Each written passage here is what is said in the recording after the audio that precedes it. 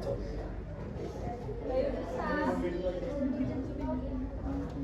Langit. Lompat kita. Eksekusi. Muhammad Iqbal. M. Anton.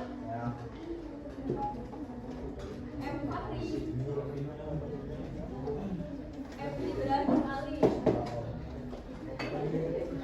M. Valeria.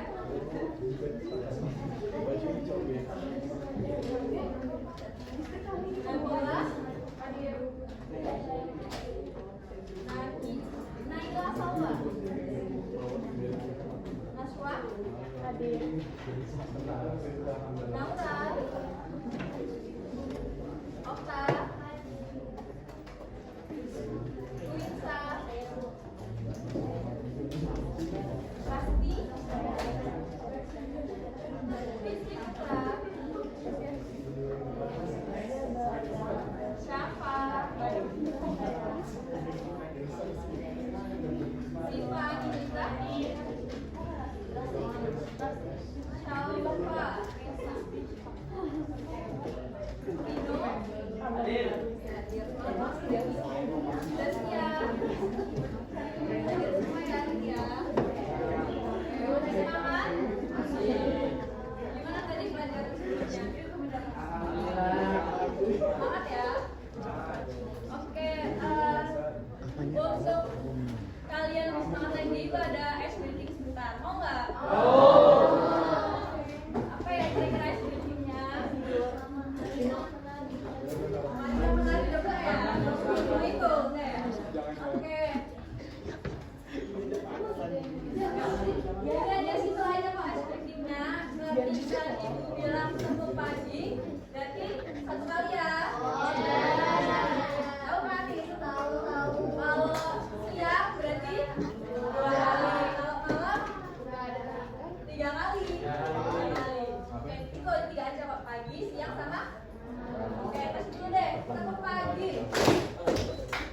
Oke, yang lain jangan dimanja. Semua harus ikut ya. Tepuk siang. Tepuk malam. Tepuk sore.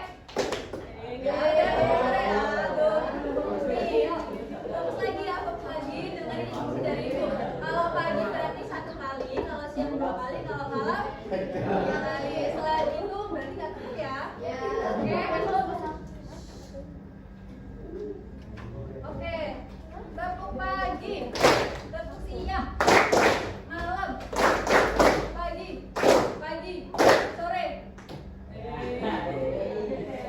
Sekali lagi kali ya, biar pada fokus semua ya. Oke, sekali lagi. Tepuk siang. Malam. Pagi. Sore. Sampai tepuk lagi buat kita semua ya. Oke. Di pertemuan sebelumnya, di hari Senin ya, kita belajar apa kemarin?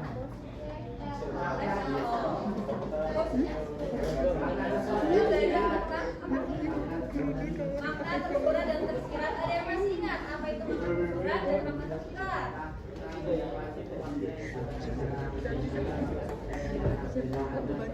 Oke, bagus ya. Jadi kemarin di pertemuan sebelumnya kita sudah bahas tentang makna apa itu makna tersirat dan juga makna tersurat. Untuk hari ini kita akan lanjut ke kaidah. Kemarin udah skill kan, kita hari ini mau belajar tentang kaidah.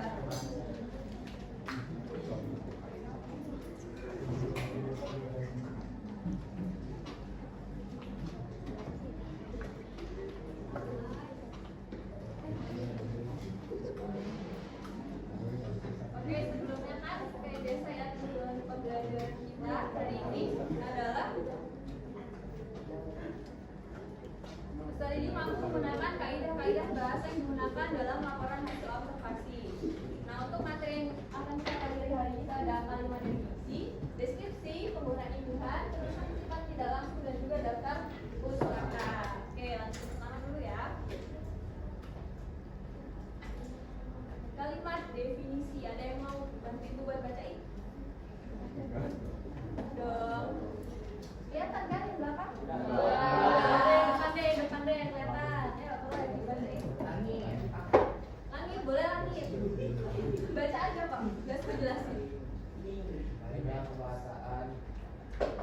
definisi merupakan kalimat yang menjelaskan suatu hal, baik benda maupun berarti secara umum. Kalimat definisi biasanya menggunakan kopula seperti kata adalah, ialah, dan merupakan. Oke, cukup dulu ya. Nah, jadi kalimat definisi merupakan kalimat terjelas dari sesuatu objek, baik benda mati maupun benda hidup. Kemudian itu menjelasnya secara umum aja. Apa itu suatu objek, gitu kan? Nah, kalimat definisi ini biasanya menggunakan kata kopula. Kopula itu kata kerja yang menghubungkan antara subjek dan juga kalimat komplementer. Jadi kayak konjungsi. Kalau konjungsi kan ada dan, atau itu kan konjungsi ya. Nah, kalau di kalimat definisi itu biasanya menggunakan kopula. Seperti kata adalah, ialah, dan merupakan. Ada yang tahu bedanya adalah, ialah, dan merupakan? Ada yang mau kenapa? Apa sih bedanya adalah, merupakan, ialah, apa sama aja? Nggak boleh jawab aja, nggak apa-apa. Ibu nggak mau nyalahin atau apa, yang penting kalian ada pendapat gitu. Boleh? Kira-kira apa bedanya adalah, ialah, dan merupakan? Apa sama aja? Apa tuh bedanya? Kira-kira? Belum ada yang bertanya? Lanjut terus nih yang lain lah. Boleh lah yang lain ya.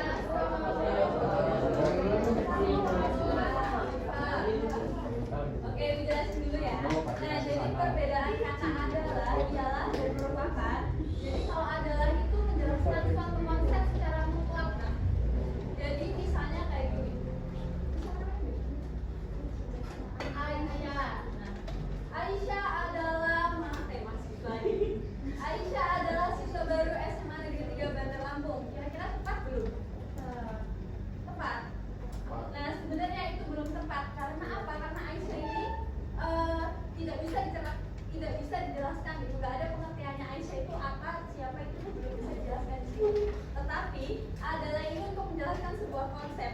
Misalnya nih, di sini ada contohnya. Belalang anggrek adalah salah satu jenis belalang atau belalang sembah yang hidup di Indonesia dan kawasan Asia Tenggara. Nah, di sini tuh dia menjelaskan bahwa belalang anggrek adalah salah satu jenis belalang. Nah, kalau tadi ya Aisyah adalah itu belum tepat, tapi yang lebih tepat adalah Aisyah merupakan siswa baru SMA Negeri 3 Bandar Lampung. Itu ya, tahu bedanya? Oke. Jadi pokoknya kalau adalah itu menjelaskan secara mutlak gitu kan. Kalau yang merupakan itu tidak mutlak. Seperti tadi ya, kayak Aisyah merupakan siswa baru SMA 3 Bandar Lampung. Sampai sini paham? Siap, paham. Oke, lanjut. Yang kedua ini ada kalimat deskripsi. Oke, kalimat deskripsi ini digunakan untuk menggambarkan sifat atau ciri yang khusus atau spesifik dari suatu objek. Nah, contohnya nih, tubuh mereka berwarna putih dengan aksen merah muda atau cerah. Di sini kan kelihatan tuh cirinya warna apa? Putih. Kemudian ada aksen merah. Cerah. Nah, jadi tuh kalimat deskripsi itu mendeskripsikan dari objek yang kita amati. Misalnya buah jeruk, kira-kira warnanya apa tuh? Buat satu kalimat coba, satu kalimat yang mendeskripsikan dari jeruk. Buah jeruk berwarna oranye dan juga hijau. Nah, itu termasuk dari kalimat deskripsi. Nah, selain menggambarkan sifat ciri atau spesifiknya, kalimat deskripsi itu bisa menjelaskan sebuah aktivitas yang dilakukan objek tersebut. Nah, kemarin udah ada tuh ada teks tongger ya. Nah, di sini ada contohnya. Saat bertelur, tongger betina menempelkan telur-telurnya di cabang atau batang pohon dan rerumputan. Nah, di sini ada aktivitasnya apa kira-kira dari kalimat ini? Bertelur ya. Oke. Bisa nggak ya? Kayaknya sebelah sana ya, Mati dulu bentar. Bentar aja. Jadi kalau udah nggak pakai ini,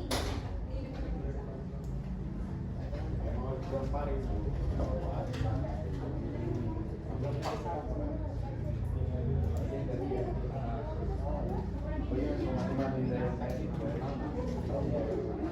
No, pasangan salah. Buat hari ini, buat pertemuan selanjutnya sebelah situ, pokoknya gantian lah ya, adil-adil. Gak ada hubungan ini masih hidup aja. Iya, itu pas kalau dua-duanya enggak. Bilangin sama.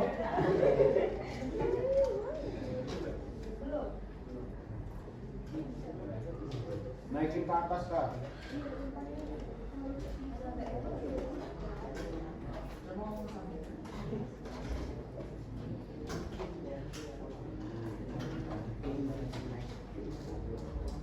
Oke, lanjut ya. Kan tadi udah bahas tentang kalimat definisi dan juga kalimat deskripsi. Kemudian yang ketiga itu ada penggunaan imbuhan di.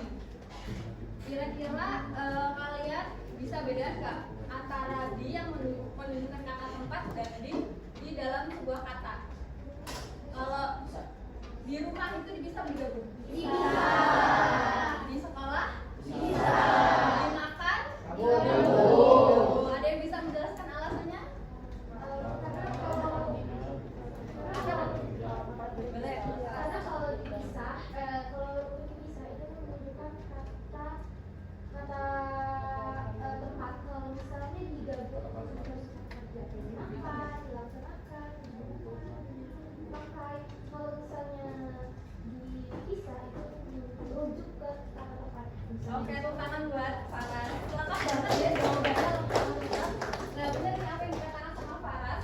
Itu sering loh orang-orang tuh salah dalam pemahaman tentang kata depan di dan juga ibu handi. Nah, fungsinya tuh berbeda. Di sini ibu handi itu untuk membentuk kata kerja kayak dimakan, disapu, itu kan menunjukkan kata kerja ya. Kemudian untuk kata depan itu biasanya menunjukkan keterangan tempat atau waktu. Di bulan Februari berarti di spasi bulan ya. Gitu. Terus penulisannya ini kalau yang bukan itu digabung. Paham ya kalian tadi? Paham ya? Digabung kalau yang kata depan ini dipisah. Paham dong? Dari sini.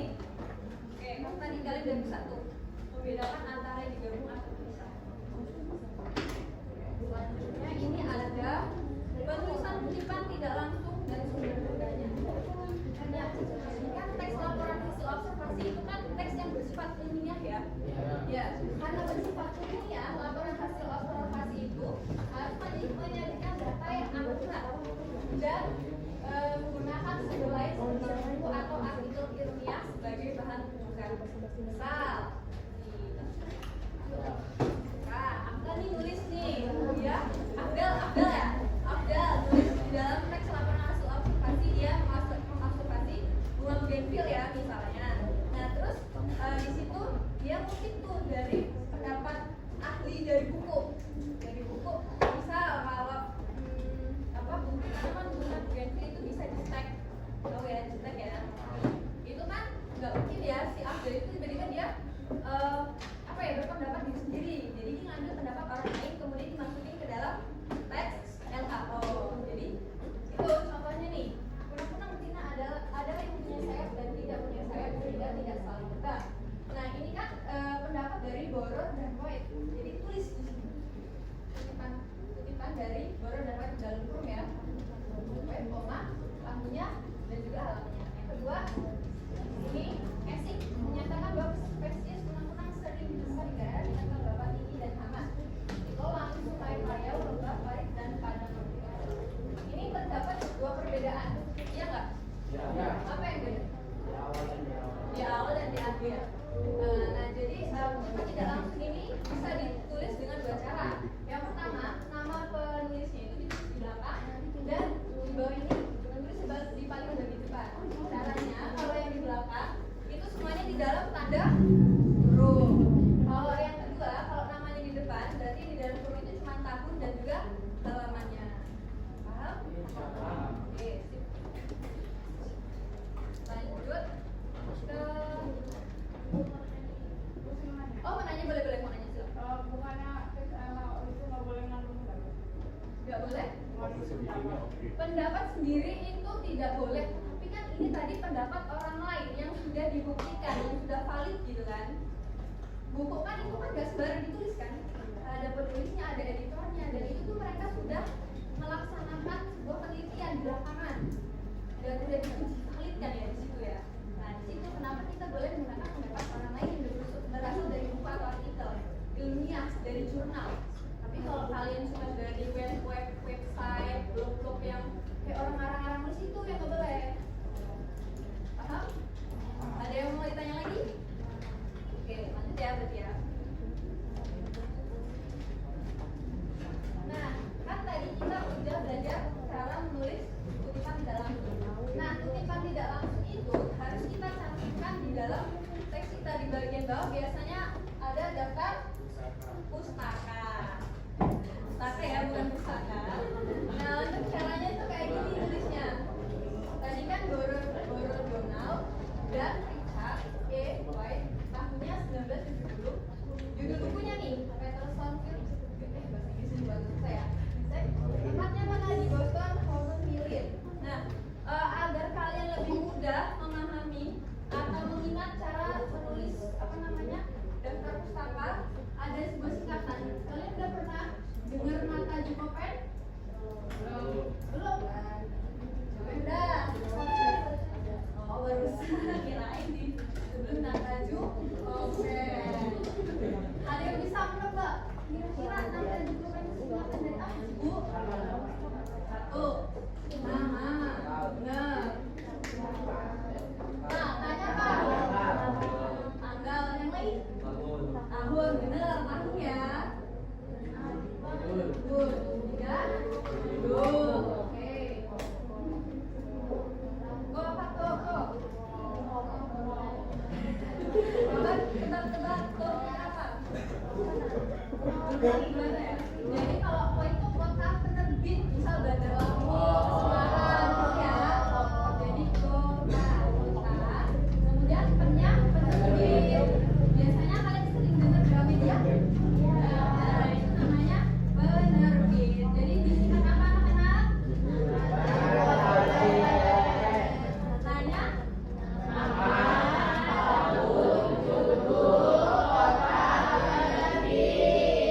Gampang kan ingatnya?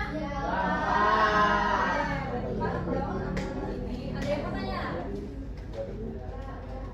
Oke, cukup ya.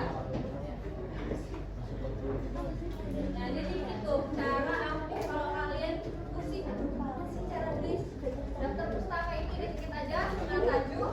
Oke, ya coba lagi gitu kan.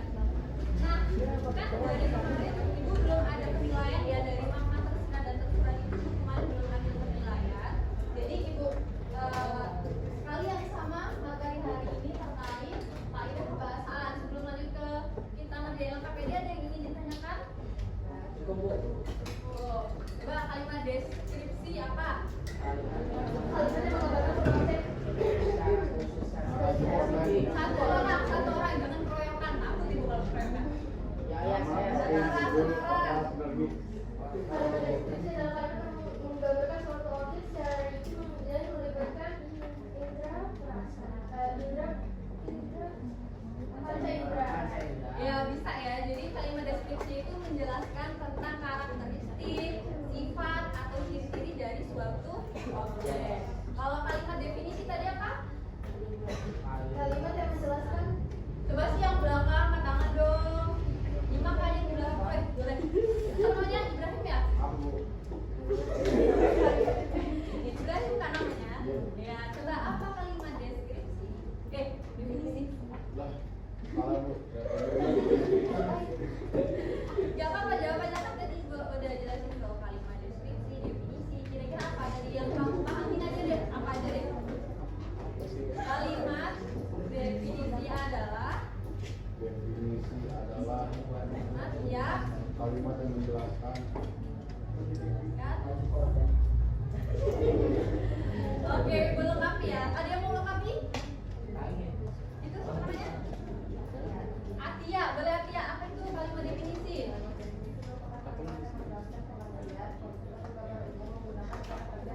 deskripsi. Oke, sip. Itu ya. Jadi kalimat definisi itu kalimat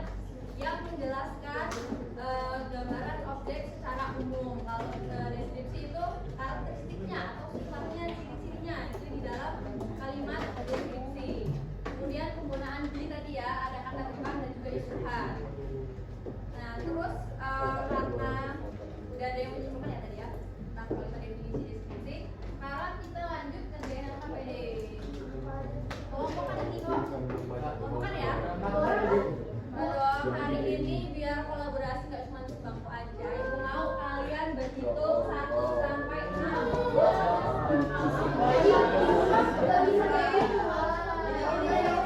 Sekarang ditanya deh, siapa di sini yang udah hafal nama satu kelas teman-temannya?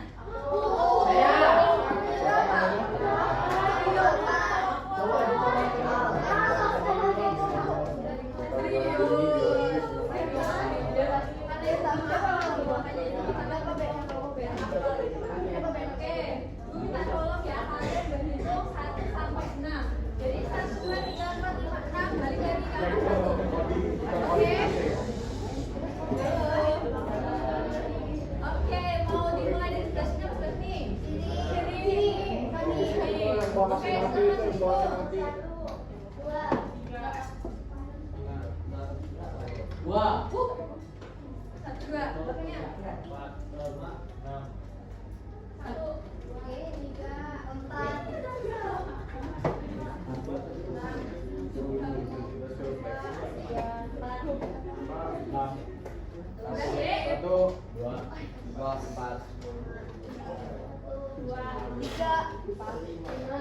Oke, pas ya. Jadi dan kelompoknya setiap nomor 1 kumpul 1 semua, 2 semua. Dua sini dua.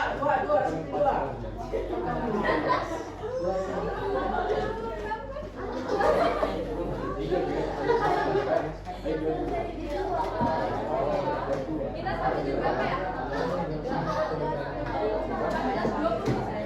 Masih ada waktu 10 menit.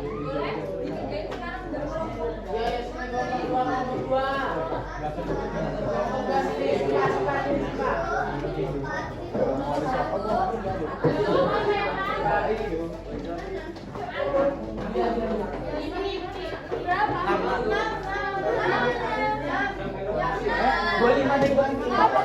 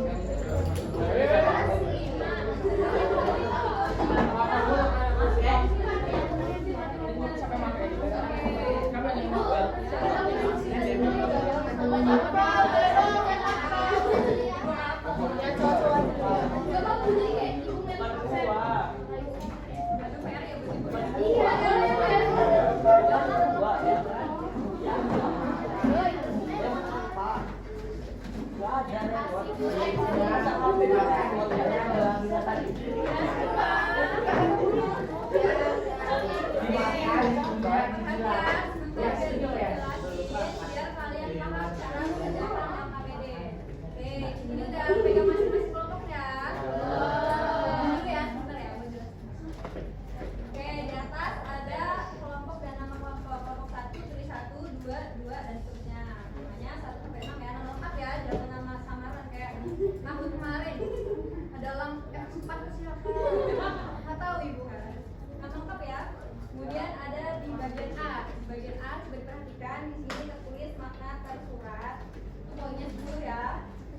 di sini udah ada contohnya nih, gue udah kasih contoh.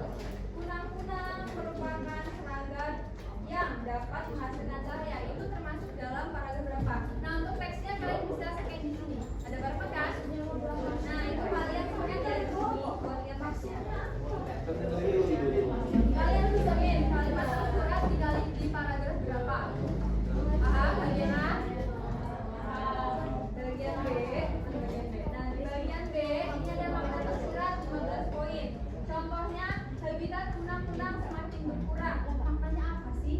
Nah, jadi kalian menyimpulkan diskusi ya. Kira-kira maknanya itu apa? Nah, di sini contohnya, jadi karena kunang-kunang itu semakin berkurang, kita sebagai manusia itu harus menjaga kelestarian lingkungan. Kemudian, nah ini ada cuma 3 kok. Ini cuma nyari 3, ini cuma nyari 5. Paham yang A dan B? Untuk yang C. Nah, untuk yang C sama kayak kemarin kita udah nyari tuh 10 kata dalam KBBI. Ingat kan? Bisa kayak gitu sih. Oke, kayak ini habitat itu maknanya apa? Terus kalian bikin kalimat baru. Misal habitat ikan berada di dalam air. Gitu. Tapi nggak boleh sama ya, nggak boleh sampaikan. Harus berkelompok. Kemudian yang bagian D itu kalimat definisi. Tadi udah belajar tuh kalimat definisi kan. Nah, coba kalian temuin dari teks itu kalimat definisi yang mana? Terus yang E kalimat deskripsi. Kalian cari 3 kalimat deskripsi di dalam teks kunang-kunang. Dan yang keenam, analisis isi teks. Nah, kira-kira mengapa sih kunang-kunang disebut sebagai bioindikator? Coba kalian jawab. Ini ada 3 pertanyaan ya. Kemudian kalian simpulkan. Oke? Paham? Ada yang ditanyakan? Ini kelompok 1 ya? Nih. Waktunya tinggal berapa menit ini? Silahkan dikerjakan ya. Satu orang bisa share.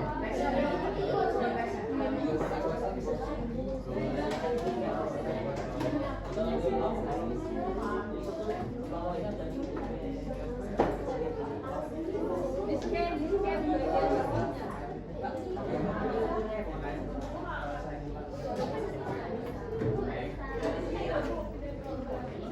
Oh, udah. Oke, bisa dipahami. Ini lagi lanjut. Iya, silakan.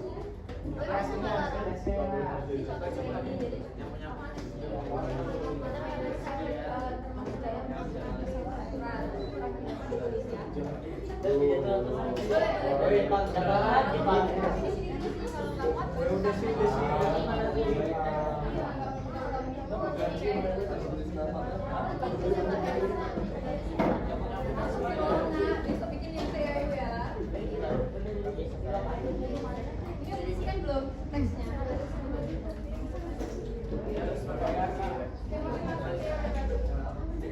Kalau nggak buku ini buku elektronik yang bisa buku ya. Di situ ada teksnya. Yang ada di buku.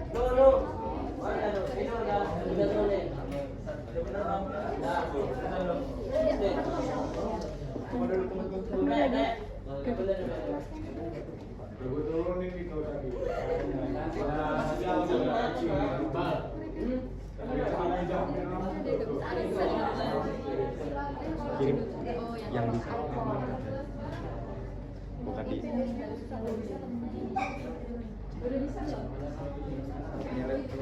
Iya, pakai dari kamera. Kamu saya.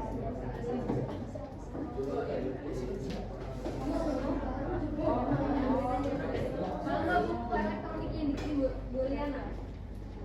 Siapa yang bisa? Lihat teksnya.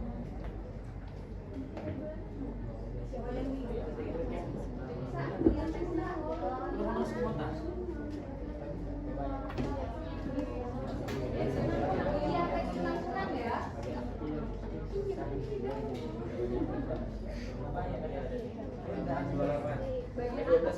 Bagian atas. Kalau ada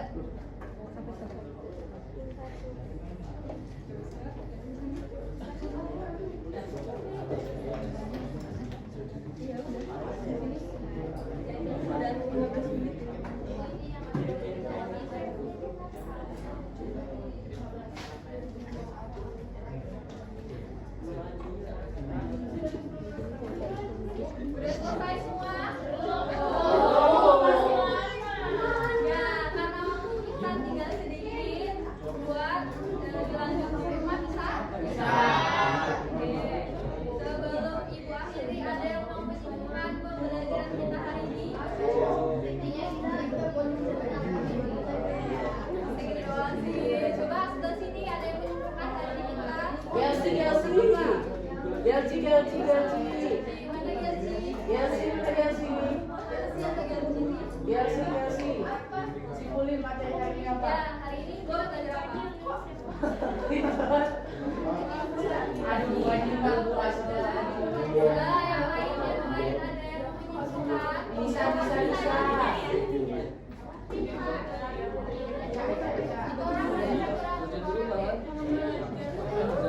Kan tadi udah